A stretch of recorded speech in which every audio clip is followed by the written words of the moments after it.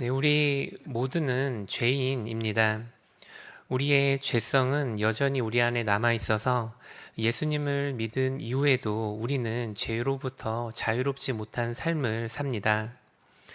우리가 신앙의 길을 매일 걸으며 조금씩 하나님을 닮아가지만 이 세상을 사는 동안 완전한 거룩을 이룰 수 있는 이는 단 하나도 없습니다. 우리의 거룩은 오직 예수님이 다시 오시는 그날 세상의 마지막 날에 온전해집니다. 그래서 우리의 죄성은 우리 삶의 일상에서 드러나게 됩니다. 우리가 하루를 보내면서 우리가 남편과 아내를 대할 때, 또 자녀들을 대할 때, 또 내 이웃들과 직장 동료들을 대할 때 나의 이기적인 죄악된 본성이 드러나게 됩니다. 이런 관계에서 뿐만 아니라 삶의 고난을 대하는 우리의 자세에서도 우리의 죄성이 드러나게 됩니다. 삶의 어려운 일을 내가 마주하게 됐을 때 우리는 이 고난을 그저 우리에게 생긴 불행한 일 중에 하나 정도로 여깁니다. 나에게 이런 일이 일어날 이유가 전혀 없는데 왜 이런 고난을 나에게 주시냐며 하나님을 원망하기도 합니다. 하지만 타인에게 고난이 생길 때는 다릅니다. 타인에게 고난이 생길 때는 그들은 그들이 지은 죄로 인해 어려움을 겪는다고 우리는 생각합니다. 삶에 지속되는 경제적인 어려움이나 또 반복되는 고난을 겪는 이들을 보면서 우리는 마음 아파하기보다는 답답해하고 한숨을 쉬기도 합니다. 나에게는 일어나지 않는 고난들을 겪고 있는 이웃들을 바라보면서 우리는 그들의 삶을 판단하고 정죄합니다. 게으르고 악한 행동을 하는 이들에게 고난이 찾아오는 것은 당연한 일이라 생각합니다. 그리고 우리는 때로는 그들에게 기도가 부족하기 때문이라고 말을 합니다. 자녀들을 더 사랑해주지 않았기 때문이라고 말을 하고 나처럼 더 열심히 살지 않았기 때문이라고 말을 합니다. 우리는 유독 나에게는 관대하지만 타인의 고난에 있어서는 엄격한 잣대를 들이대는 우리의 모습을 볼 때가 있습니다. 우리 안에 여전히 남겨져 있는 죄성이 나는 의롭지만 너는 불의하다고 말하고 있기 때문입니다. 나에게 생기는 고난은 그저 일어난 우연이지만 너에게 생기는 어려움은 마땅한 일이라고 말을 합니다. 내게 주어지는 고난은 하나님이 주시는 은혜지만 너에게 생기는 고난은 하나님의 심판이라고 외치는 것이 바로 우리 안에 있는 죄성의 본 모습입니다. 오늘 우리가 읽은 본문에도 이스라엘에 임한 하나님의 심판이 나옵니다. 그리고 그런 이스라엘을 정죄하는 랍사게가 등장을 합니다. 오늘 본문 말씀을 통해서 하나님이 주시는 고난과 심판 앞에 우리가 마땅히 가져야 하는 태도가 무엇인지 깨닫는 우리 귀한 성도님들 되시기를 바랍니다.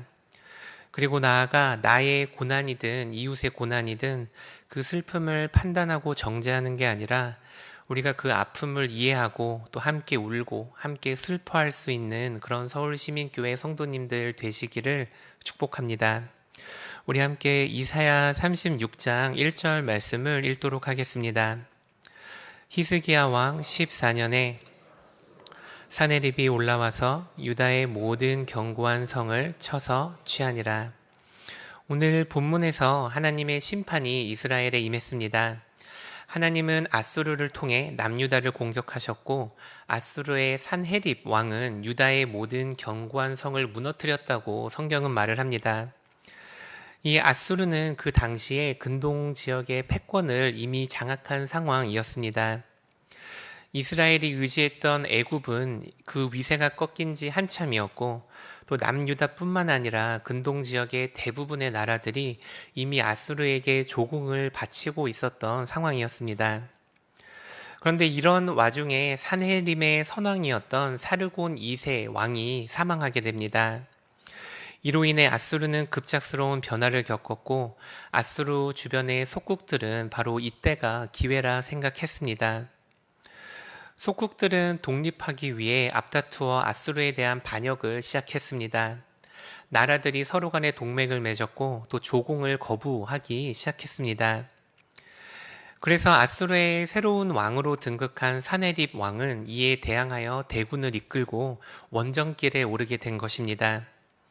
산헤립의 어마어마한 군사력 앞에 반아수르 연합군은 차례대로 격파되었습니다. 남유다도 아수르의 대군 앞에서 할 수 있는 일은 없었습니다. 유다의 거의 모든 성이 무너졌고 이제 예루살렘만이 남아 있었다고 성경은 기록을 합니다. 이사야 36장 6절에서 8절까지의 말씀인데 저희가 대표로 7절만 함께 읽도록 하겠습니다.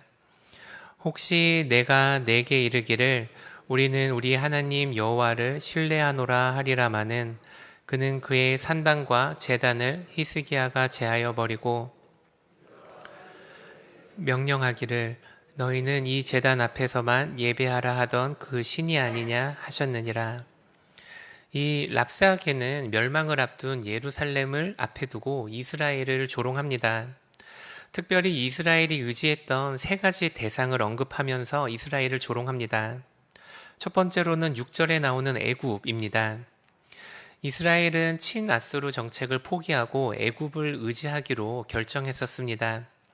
근데 랍사게는 이 애굽을 상한 갈대 지팡이라 비유하며 애굽을 의지하는 자들의 손이 찔릴 거라고 말을 합니다.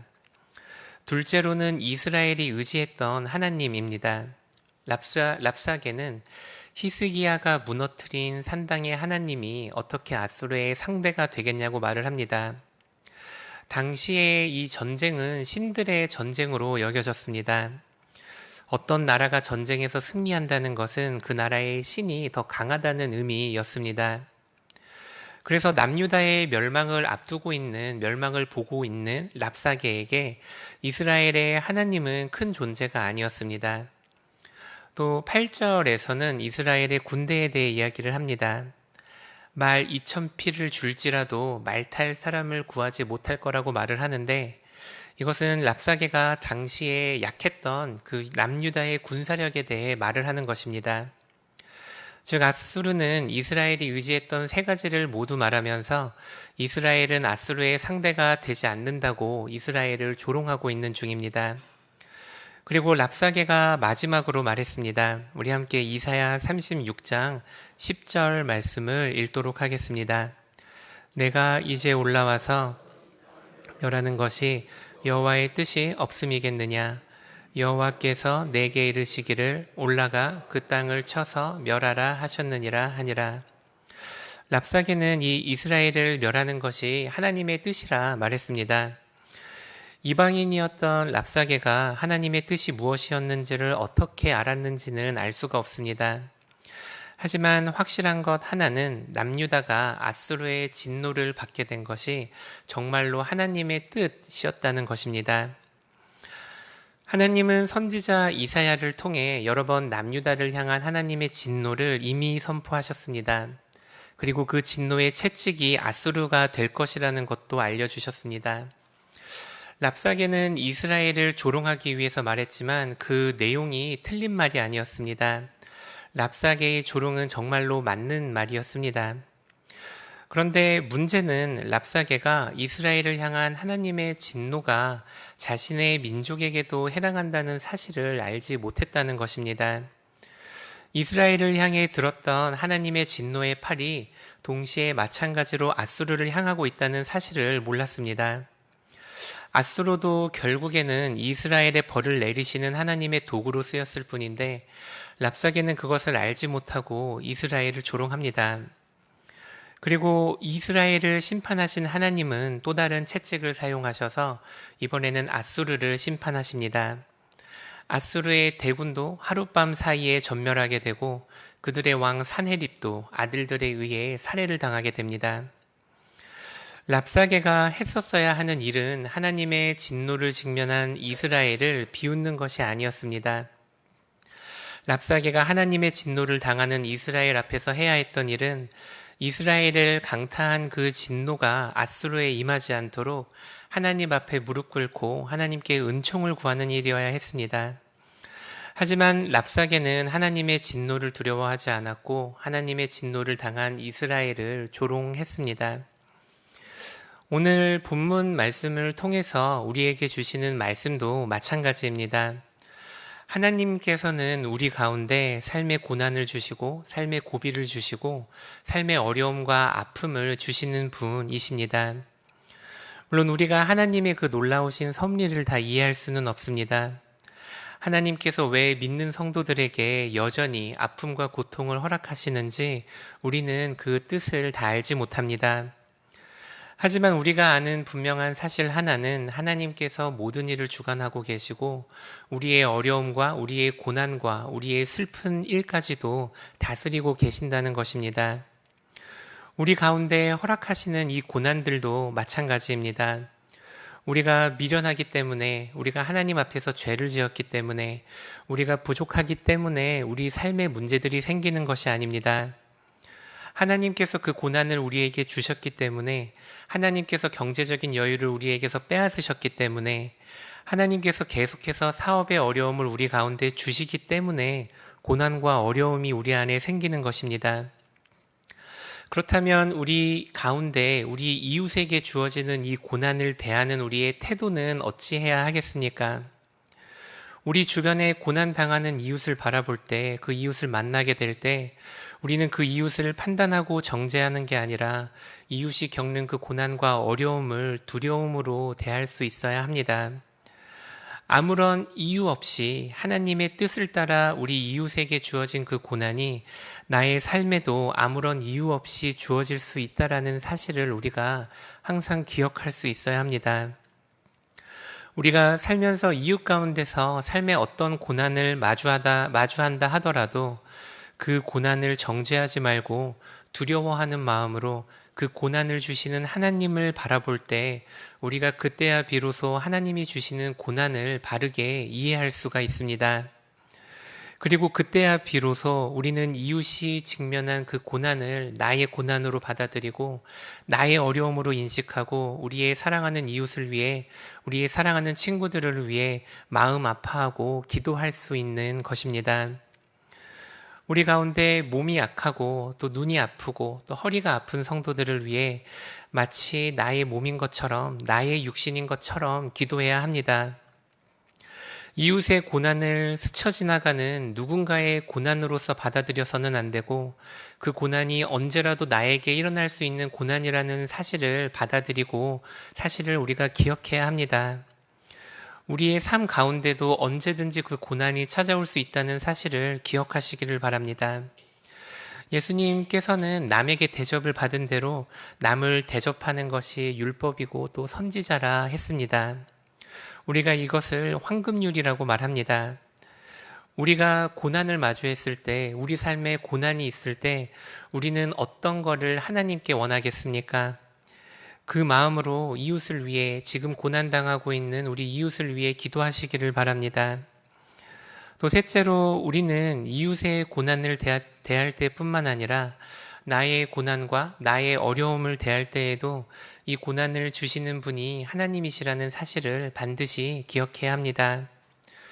우리는 이웃이 겪는 고난에 대해서만 잘못 생각하는 것이 아니라 우리가 스스로 겪는 고난에 대해서도 잘못 생각할 때가 많습니다. 우리가 우리 이웃의 고난을 보면서 그 고난의 원인을 이웃에게서 찾으려는 것처럼 때로는 내가 겪는 그 고난을 보면서 그 고난의 원인을 나에게 찾으려고 할 때가 많습니다. 자녀가 겪는 삶의 문제의 원인들을 나에게서 찾으려 하고 또 내가 겪고 있는 내 삶의 현재의 문제들을 내 과거의 삶에서 찾으려고 합니다. 우리가 스스로를 성찰하고 같은 실수를 반복하지 않기 위해 노력하는 것은 중요하지만 우리가 1차적으로는 우리가 겪는 모든 고난과 우리가 당하는 모든 일들이 하나님의 주권 아래에 있음을 기억해야 합니다. 내가 겪는 이 아픔과 고난으로 인해 하나님을 탓하라는 게 아니고 이 고난마저도 지금도 다스리고 계시고 이 아픔도 알고 계시는 그 하나님을 기억하시라는 말입니다. 우리가 삶의 어려움 가운데 해야 하는 일은 모든 일을 주관하시고 다스리시는 하나님께 우리의 상황을 아뢰고 또 하나님께 도움을 구하는 일입니다. 그리고 끝까지 하나님을 신뢰하는 일입니다. 세상을 심판하시고 이 세상을 다스리고 계시는 분은 하나님이십니다.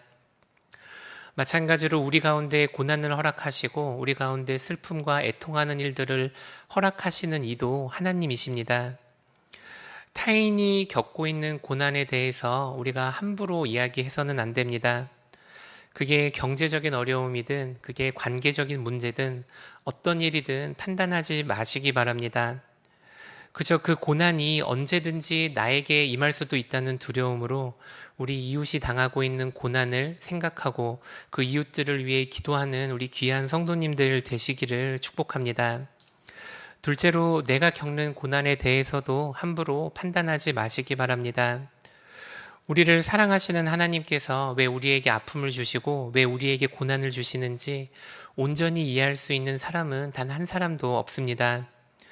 우리는 세상의 이 고난을 마주할 때 마치 세상의 마지막이라도 온 것처럼 아파하고 슬퍼하지만 오히려 하나님께는 이 시간이 역전의 기회가 될 수 있고 또 은혜와 감사의 시간이 될 수 있다는 사실을 기억하시길 바랍니다. 나에게는 좌절과 절망의 시간일 수 있지만 하나님께는 우리를 향한 희망과 소망의 시간일 수 있습니다.